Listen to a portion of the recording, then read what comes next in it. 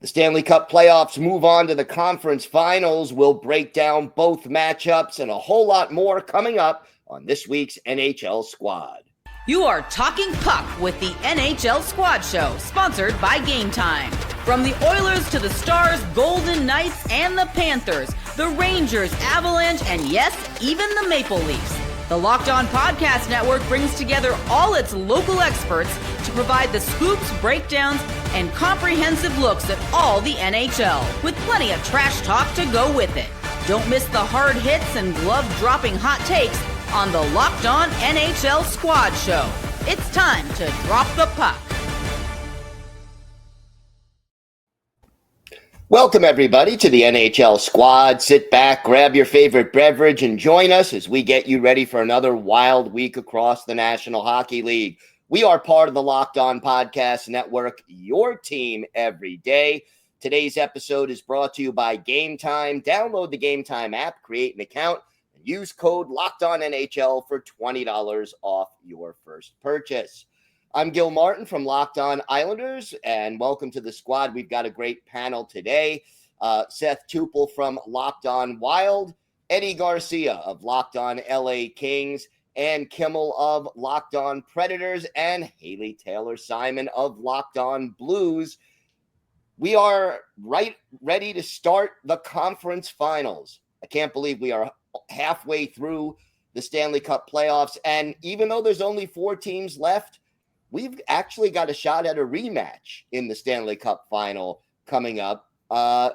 Which one of these two series is a little more exciting for you guys? Well, if you're going to go star power, I think it's pretty obvious that you're looking out west. When you've got, Connor McDavid, Leon Draisaitl, Mikko Rantanen, pretty big star power going on the other side. So I guess you maybe tend to gravitate towards that a little bit. Panthers looking for a repeat, certainly, I guess, would be the storyline on the eastern side.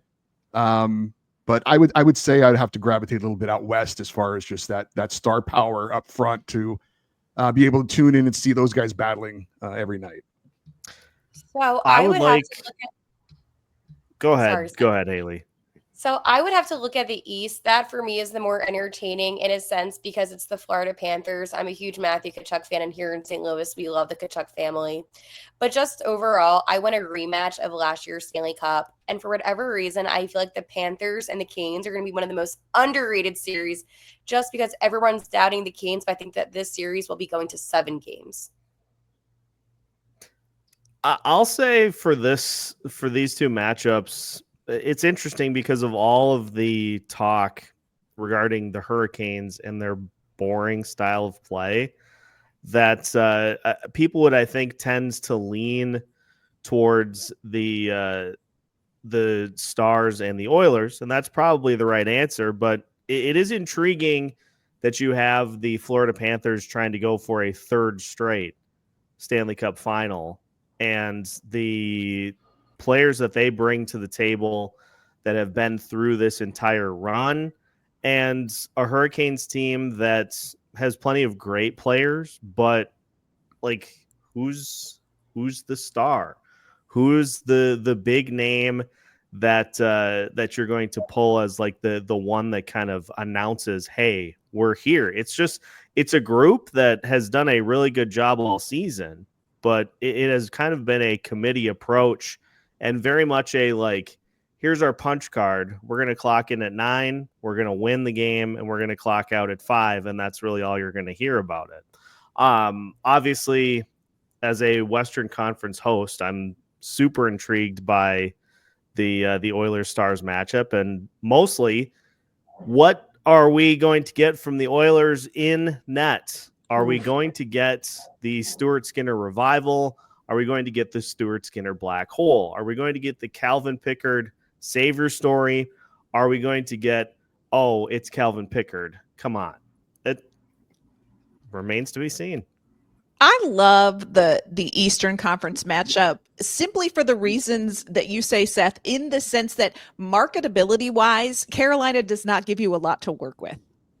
Just from a straight razzle dazzle them, but I almost want to see how that style of play does against a Florida Panthers team that is loaded with recognizable faces. And I think that is an interesting storyline.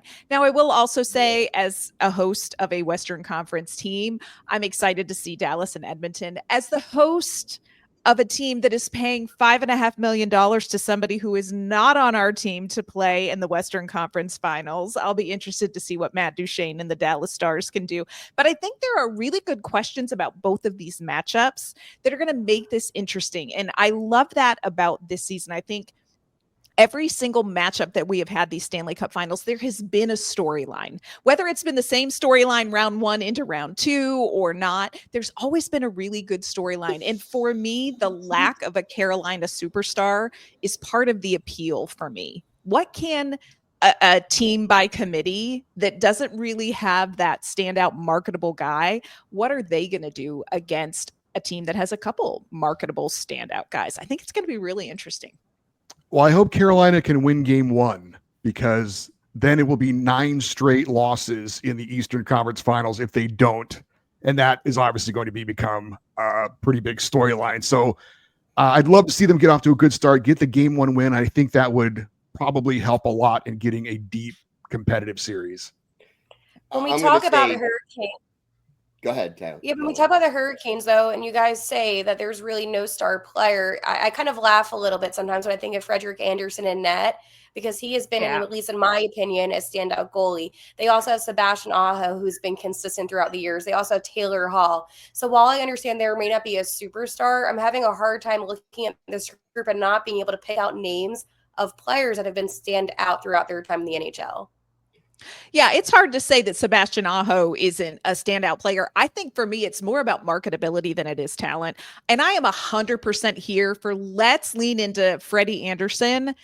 Dude is getting AARP mailings, and he is still the best goaltender in the Stanley Cup playoffs. Like, I am here for the storyline. I agree with you, though. You cannot look at the Carolina roster and say this is a team that's not talented. It is insanely talented. I just don't know that it's marketed like all these other teams.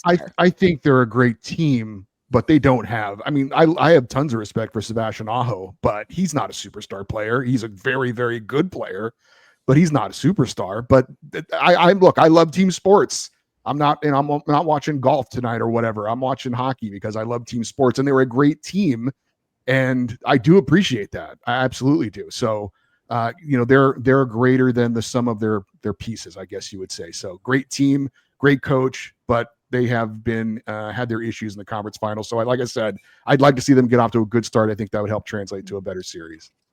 I would love to put to rest too the whole idea that you have to have that one elite guy, that there is some sort of accurate checklist in the NHL that if you don't have this particular elite unicorn, your team can't win it. I am so here for Carolina just for that reason. And I wanted to, the one thing I was going to bring up, and you all did a great job of touching on it, Frederik Andersen, I don't think he gets enough respect for what he's accomplished in the playoffs this year and just overall. I mean, yeah, he's been hurt a lot, and yeah, he kind of ends up alternating with other players, but come playoff time, when he's been healthy, he's been really, really good. He's been the best goalie of the playoffs so far, and nobody would have probably predicted that, right, going into this postseason. And I'm sure Toronto Maple Leafs fans are really excited to see that Frederik Andersen is getting it done in the postseason for another team. That's got to be something that adds to their joy at this time of the year. It's fun for the rest of us, I suppose. I don't think that's joy. I don't think that feeling is joy. No, I don't think it is. It was sarcasm. We can dive into that emotion another time.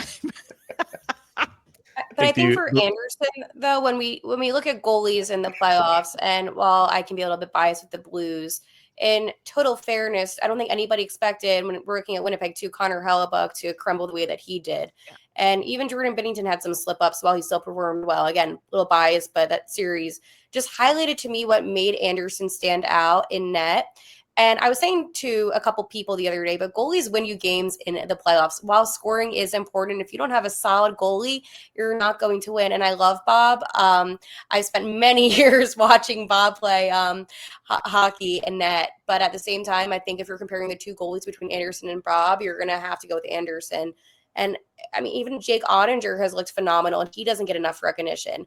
I think we don't talk enough sometimes about the goalies, and we talk about the star players, the star forwards. But the goalies, I mean, at the end of the day, if Connor Hellebuck was a little bit better in net, I believe the Jets would have won. So it really goes back to who is in net for your team. Hellebuck has made postseason struggles kind of his thing, though. Like, he has been not even just not as good in the regular season, like worst goalie in the playoffs for the last 4 years running, I think, by a large margin. So the goaltending, you have to have the goaltending, because if you don't have a goalie in net that can keep the other team off the board, you're chasing. And in the playoffs, it is so much harder to chase a 1-goal deficit, a 2-goal deficit. But you look at these goalies, and Sergei Bobrovsky, say what you will about his his regular season, he kind of is up and is down. He even has been up and down in the playoffs.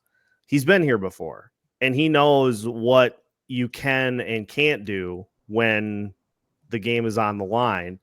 And he is clearly the number 2 goalie in that series, but he has shown he's more than capable of giving Florida good performances when asked.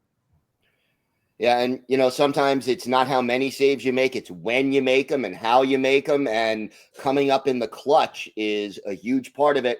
And just briefly with Hellebuck, he was so good at home in the playoffs this year, and on the road, he didn't look like Connor Hellebuck anymore. It was very mystifying. But anyway, we've got more to discuss on today's show. We're going to talk a little bit about the mess that is the Maple Leafs. So we've got that and more coming up on the Squad Show.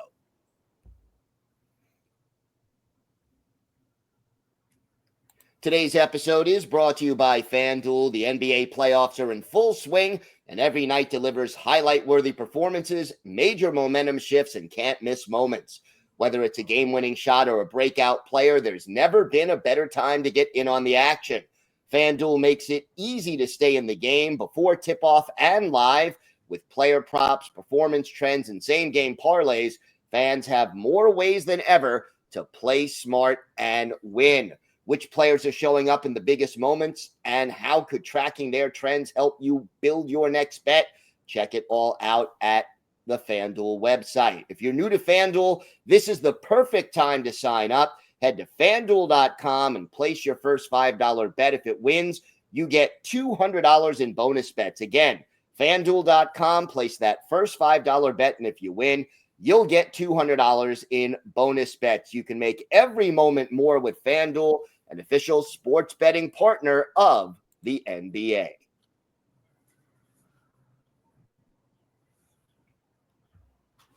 So the Toronto Maple Leafs, 58 years and counting since they've been to a Cup Final. Every year, this is the year, and they've been a contender for so long.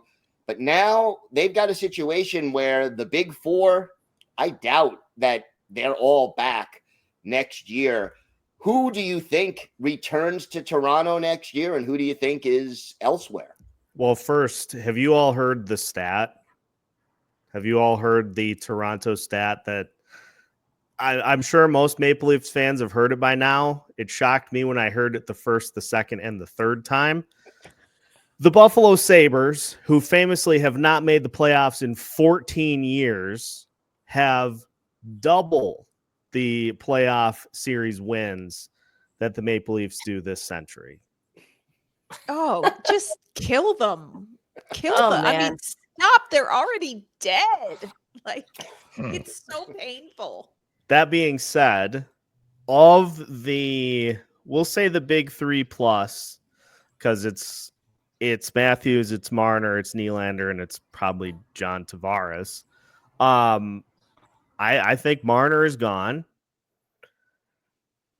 Do you move one of Matthews and Nylander? Like I hear people say it's going to look drastically different.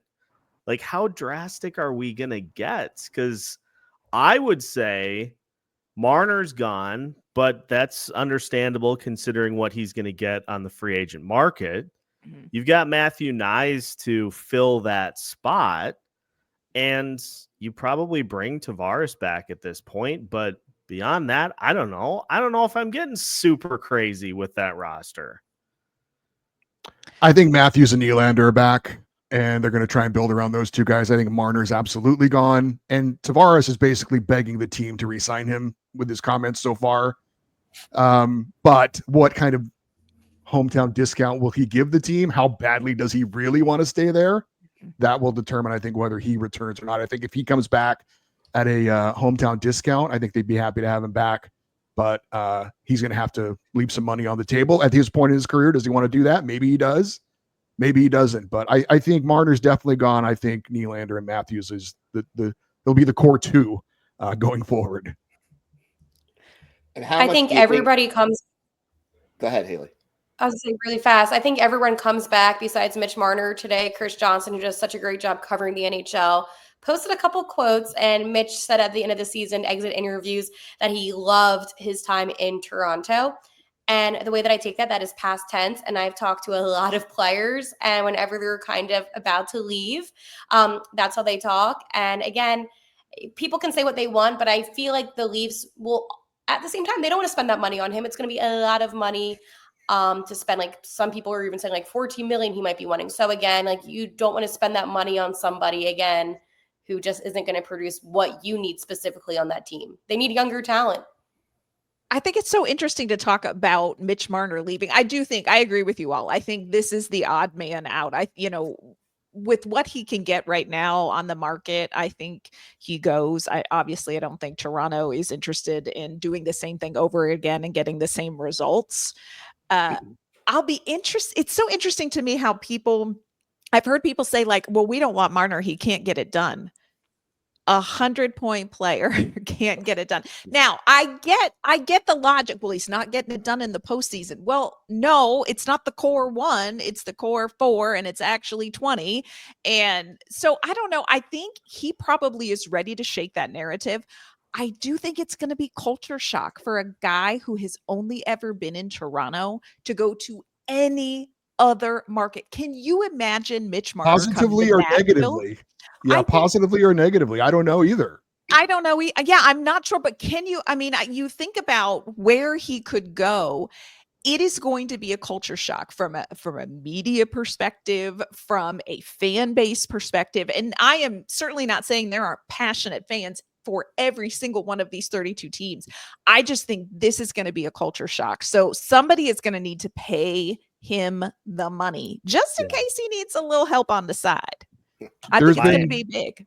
There's talk about him maybe coming to Anaheim because they've got so much cap space. They could literally give him anything he wants. You talk about culture shock. Go from Toronto to Anaheim where they have like 2 beat reporters, covering the team. And there's no media pressure. There's no media coverage of the Anaheim Ducks. So something like that, I would be really curious to see if does that free him up? Does that make him, without the pressure, is he going to be a better player? Or is he, as you said, culture shock? Is he like, what did I sign up for? What is this? I think about him in Nashville. I'm certainly not saying Nashville's going to go out and get him. If I was Mitch Marner and I saw what Nashville did to last season's UFAs, I'd be like, no, thank you. But just for perspective, I'm like, here in Nashville, Mitch Marner can walk around. Nobody is going to pay a lick of attention to him because Dolly Parton lives here, y'all. We don't care. And I think that's going to be so weird for him. Does he want that? Does he want to live somewhere with anonymity? Does he want to live somewhere where there are 3 beat reporters? Does he want to live somewhere where he is not the puppy that gets kicked every time something doesn't go wrong? It's so interesting to me.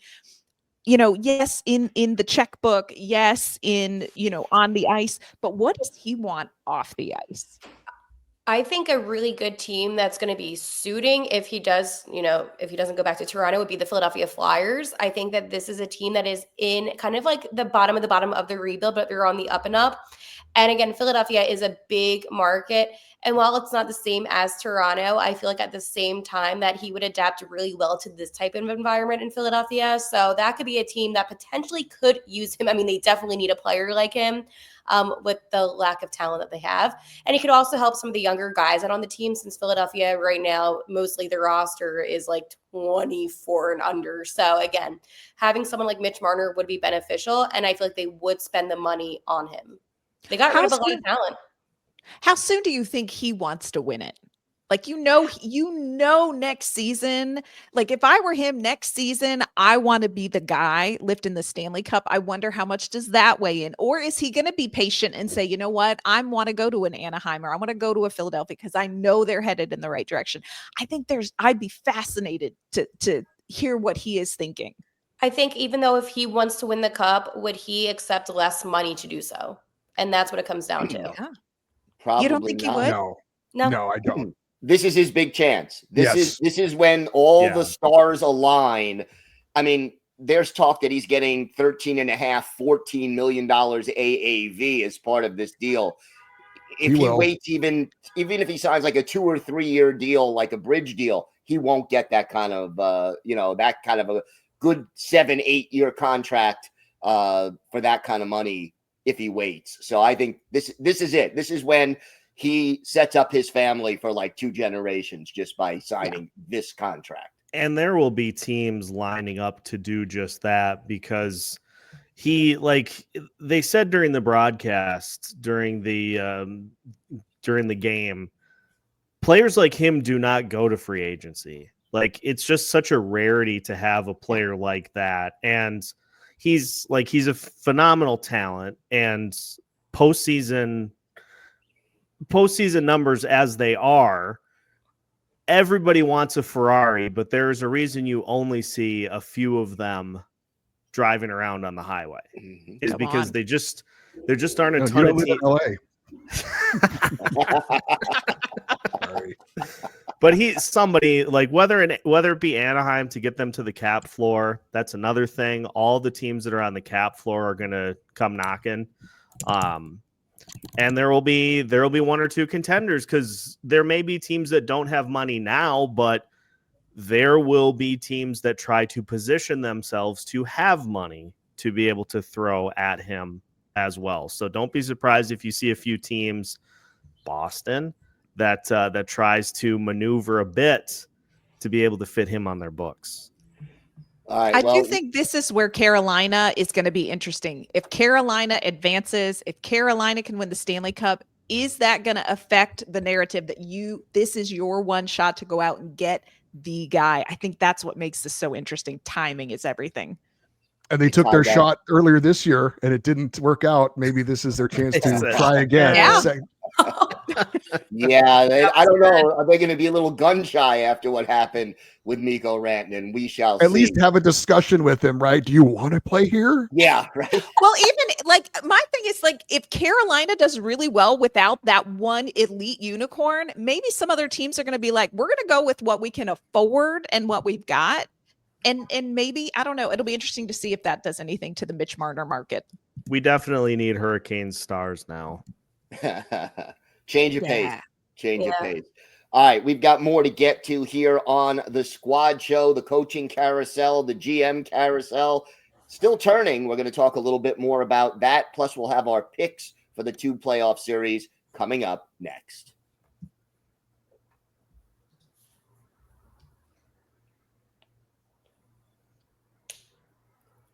So some news out of Boston that I think kind of surprised a few people, but Don Sweeney signing a 2-year contract extension as the Bruins GM. I was a little surprised by this. What are your thoughts?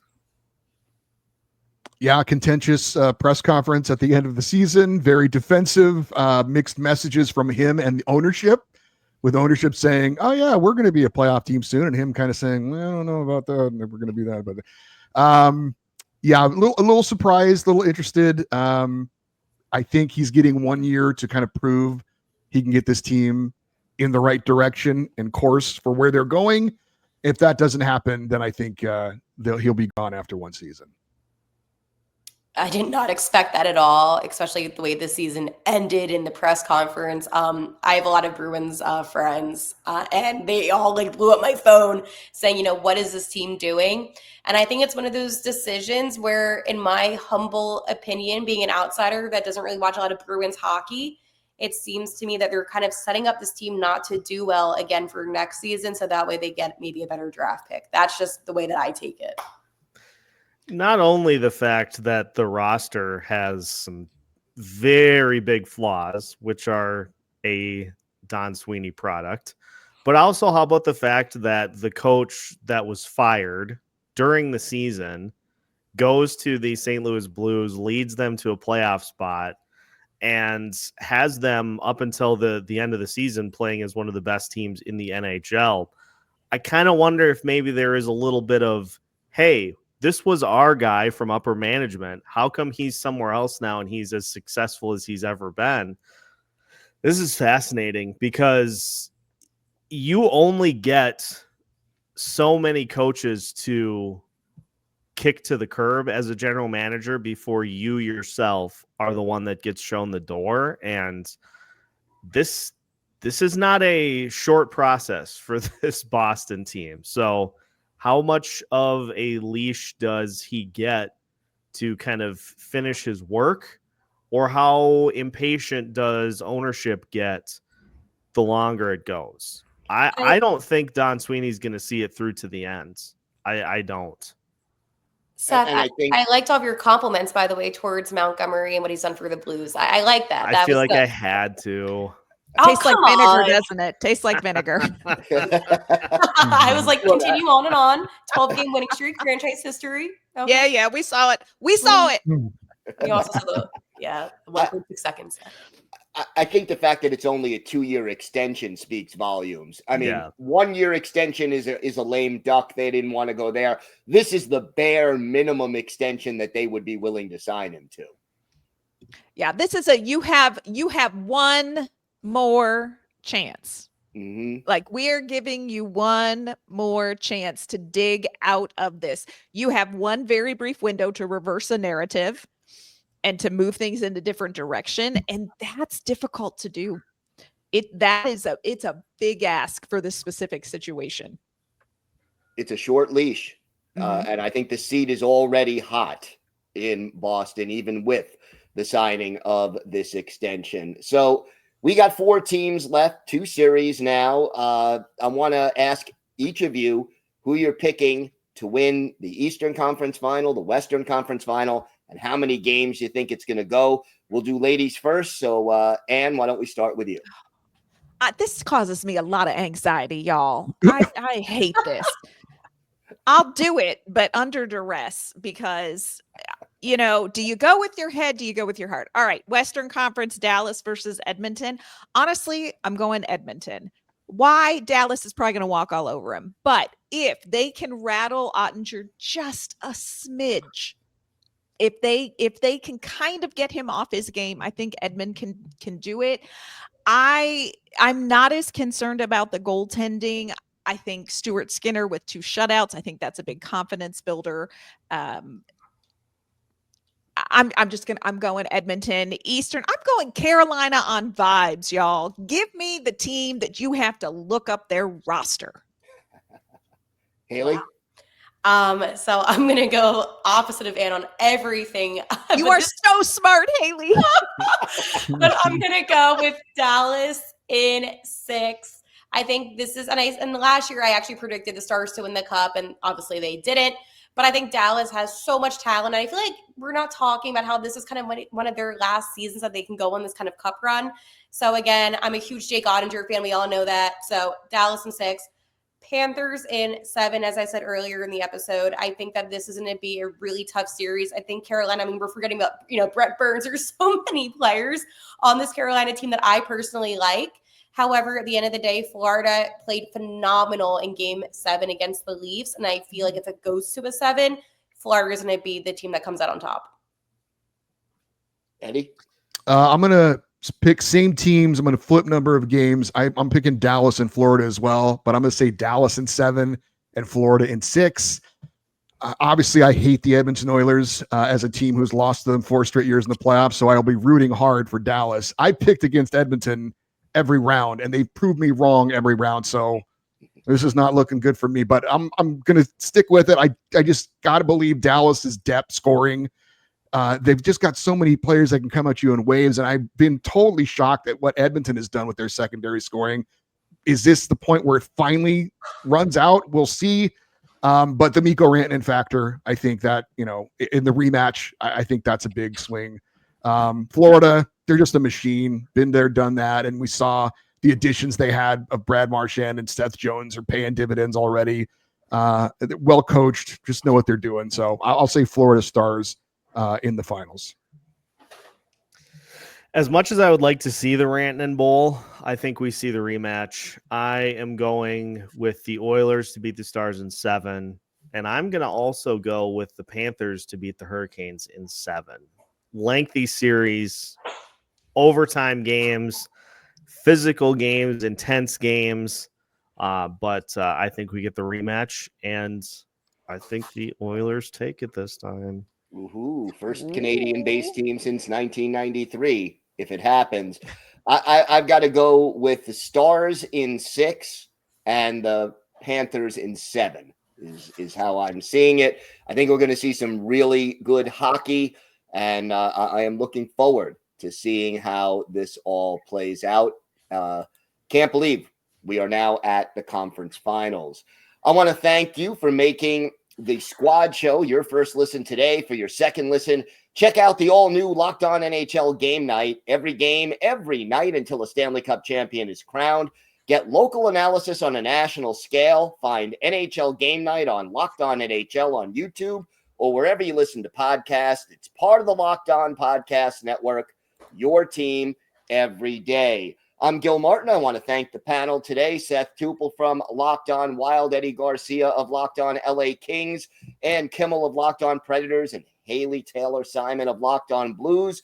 We'll be back next week with more of the NHL squad. Have a great week, everyone. Stay safe, and thanks for watching.